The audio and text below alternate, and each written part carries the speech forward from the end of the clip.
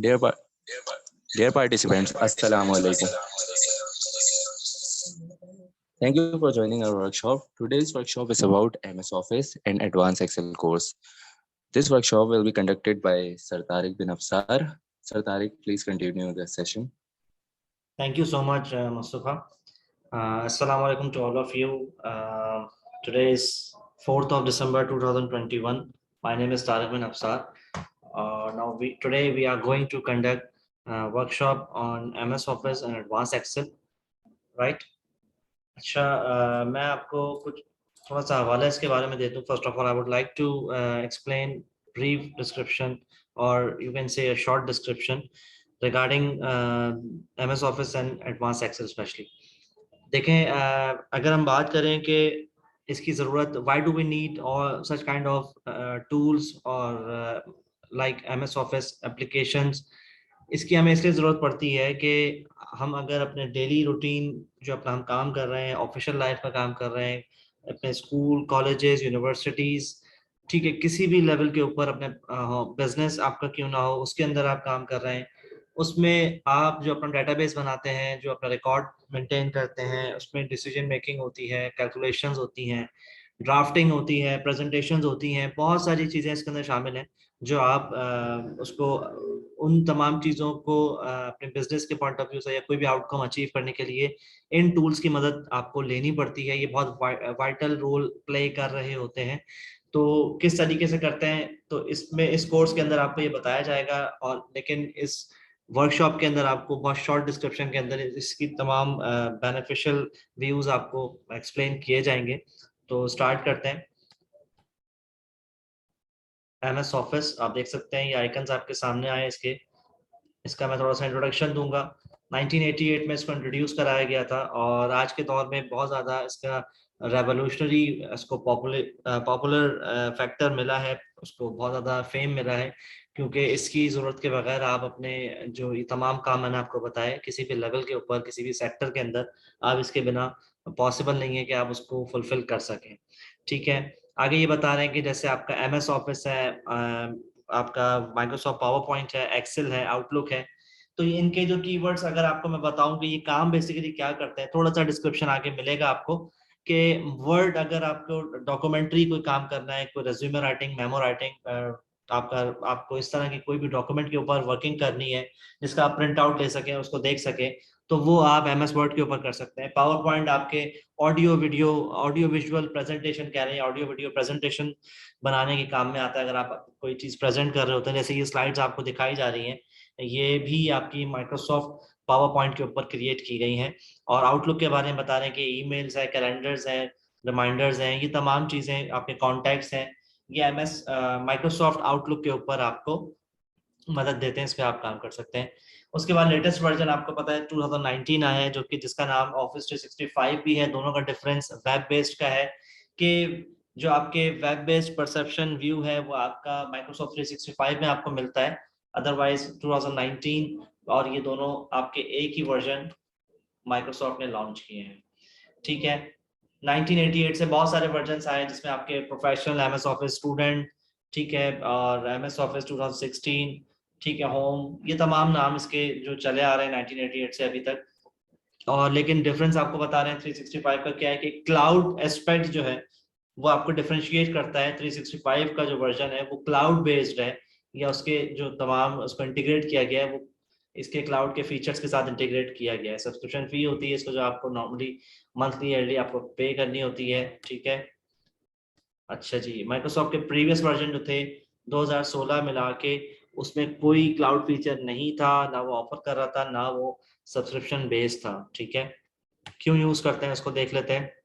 ये आपको बता रहे हैं, इन शॉर्ट आपको बताता हूँ कि वर्ड के ऊपर आपने कोई जो वर्ड प्रोसेसिंग ऐप है आपका माइक्रोसॉफ्ट वर्ड पैड या माइक्रोसॉफ्ट वर्ड, उसको डाला गया है आपके माइक्रोसॉफ्ट वर्ड को, तो आपको इंस्टॉल करना पड़ता है. वर्ड पैड जो है आपका वर्ड प्रोसेसिंग ऐप है, जो कि आपको हर विंडो में फ्री ऑफ कॉस्ट दिया जाता है.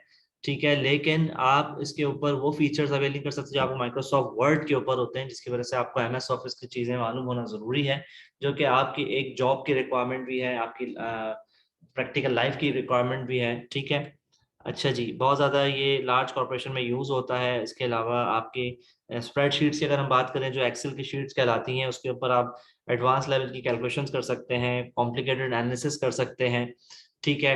और उसके ऊपर इस तरह डाटा मेंटेन करते हैं कि आप जो है बहुत ज़्यादा टाइम कंज्यूमिंग कैलकुलेशंस को बहुत अपनी with the help of Excel formulas और टेक्निक्स आप बहुत कम टाइम में इसको कर सकते हैं, ठीक है? बिलियंस ऑफ पीपल इसको यूज़ कर रहे हैं, माइक्रोसॉफ्ट का ये दावा है और बिल्कुल ऐसा ही है। शॉर्ट डिस्क्रिप्शन आपके सामने आ रहा है। वर्ड, जैसा कि आपको बताया कि वर्ड मैंने अभी बताया था डॉक्यूमेंट्री काम के लिए यूज़ होता है, कोई भी डॉक्यूमेंट फ्लायर पब्लिकेशंस के लिए।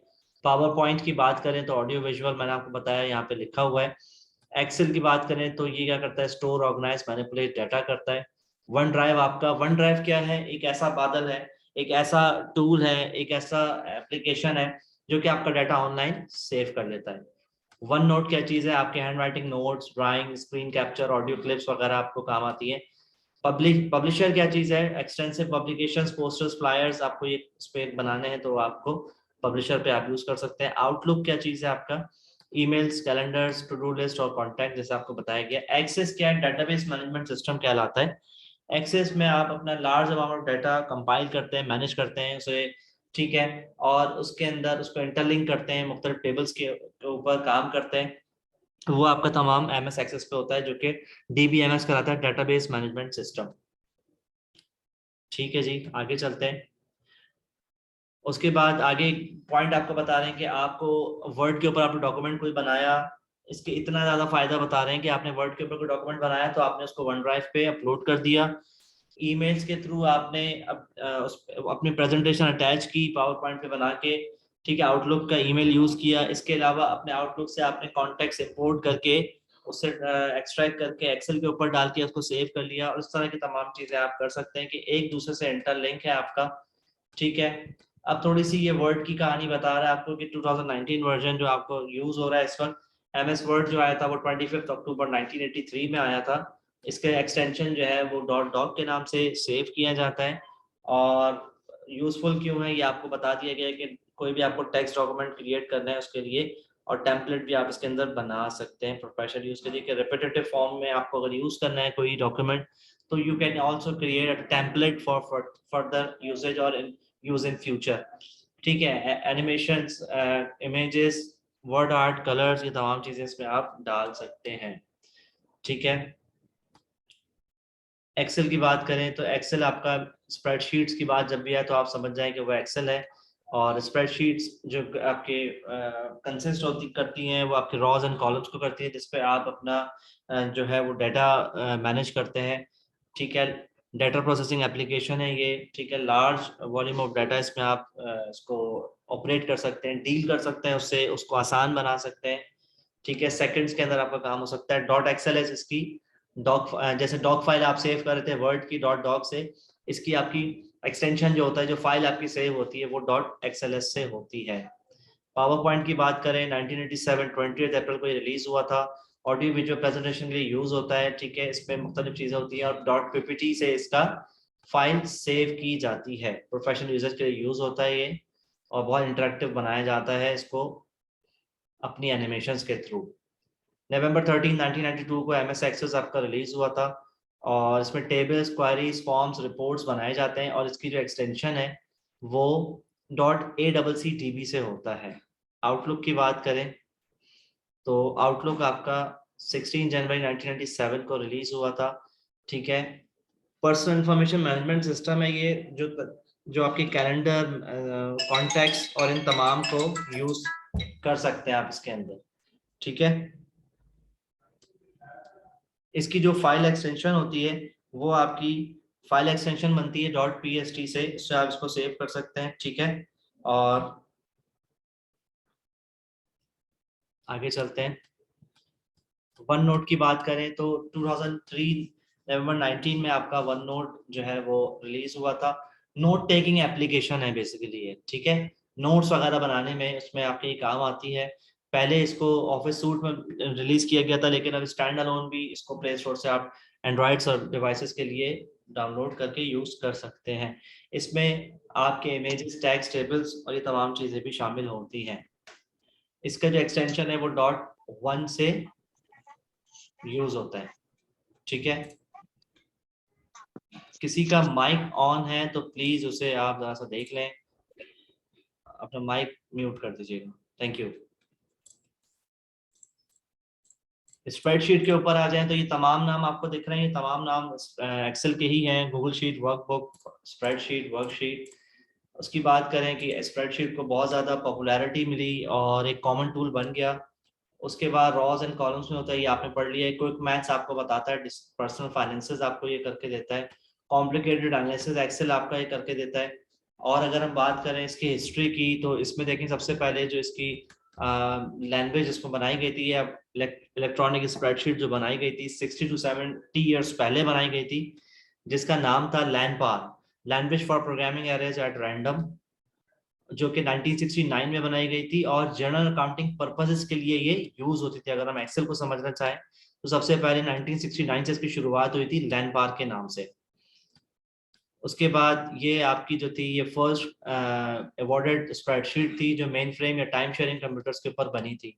ये दो लोग थे जिन्होंने पहला कैलकुलेटर इजाद किया था 1979 में, डैन ब्रिकलिन, बॉब फ्रैंकस्टन जो नाम है इनका, जो इन्होंने इजाद किया था विजिकैल्क के नाम से, ठीक है।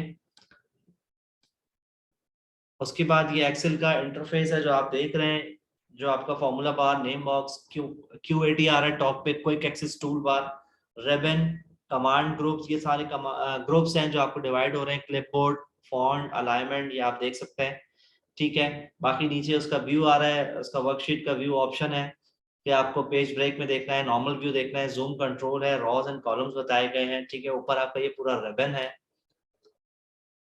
ये वर्कशीट व्यू है जो normal view, page layout view, page break view.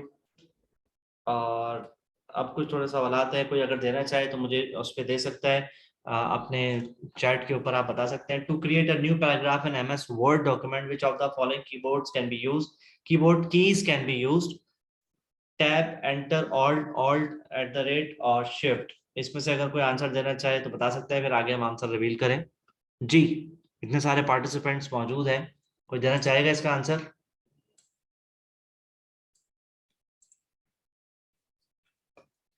इसका आंसर देख लेते हैं। इसका आंसर है एंटर से आपका न्यू पैराग्राफ बनता है। विच of the following is not a version of MS office, office 3.0 XP 2007, 1995, 2009। ये जब आप कोर्स करेंगे तो उसमें आपको पूरे इसके वर्जन बताए जाएंगे, जो हमने स्लाइड इसकी बनाई हुई है मैंने।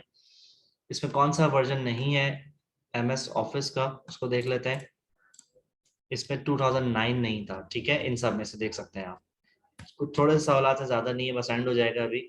What is the name of the file created in MS Excel to manage data in tabular form by managing them into various cells, document, doc sheet, workspace, worksheet, spreadsheet? क्या आंसर होगा इसका, कोई देना चाहेगा? स्प्रेडशीट आंसर है इसका। Which of the is the extension for Microsoft PowerPoint presentation? PPP, PPT, MPP, MP3, MPT? Ji, PPT. Very good, PPT answer है, answer आया किसी का। Which of the given type of software is similar to that of the accountant's worksheet? Accountant worksheets के similar कौन सा software है इसमें से? जो स्प्रेडशीट कहलाता है, डेटाबेस कहलाता है, ग्राफिक्स, डॉक्यूमेंट, पावरपॉइंट प्रेजेंटेशन? कोई बताना चाहेगा? जो अकाउंटेंट्स वर्कशीट के इक्विवेलेंट है, फिर आंसर रिवील करें इसका। जी क्लास, चलिए जी, क्लास में किसी को शायद मालूम नहीं है, देख लेते हैं। स्प्रेडशीट कहते हैं इसको, और ये कॉन्टेक्ट उसका आ गया। अब आपको फर्दर मुस्तफा ज्वाइन करेंगे, ठीक है। Okay, thank you so much, sir. Dear participants, if you have any queries or you want to enroll in this course, you can contact us through these numbers, or you can also visit our website for further details. Sir Tariq, thank you so much for the session. Thank My you, pleasure. Hafiz. Thank you.